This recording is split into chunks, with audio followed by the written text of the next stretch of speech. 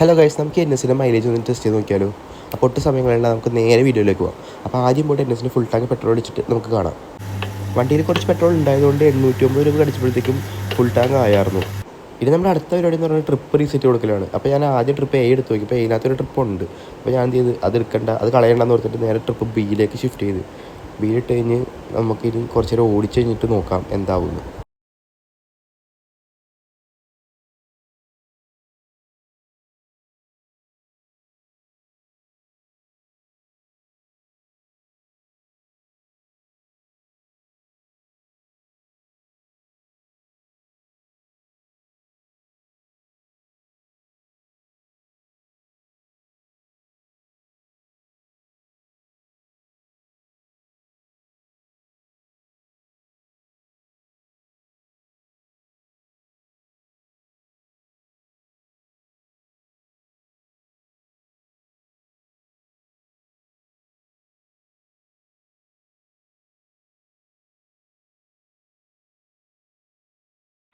അങ്ങനെ വണ്ടി ഓടി 50 കിലോമീറ്ററായി.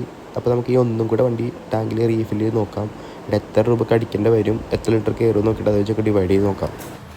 ഞാൻ ഈ 50 കിലോമീറ്റർ കവർ ചെയ്തേക്കുന്നത് സ്പോർട്സ് മോഡ് ഇട്ടാണ്.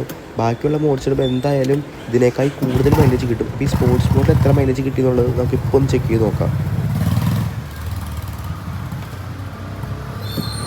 നമ്മളങ്ങനെ വീണ്ടും റീഫിൽ ചെയ്തപ്പോഴത്തേക്കും 1 ലിറ്റർ 850 ml വേണ്ടി വന്ന് ഒന്നും കൂടെ ടാങ്ക് ഫുൾ ടാങ്ക് ആവാനായിട്ട്. അതിനർത്ഥം 1 ലിറ്ററും 850 ml പെട്രോളിലാണ് വണ്ടി 50 കിലോമീറ്റർ ഓടിയത്.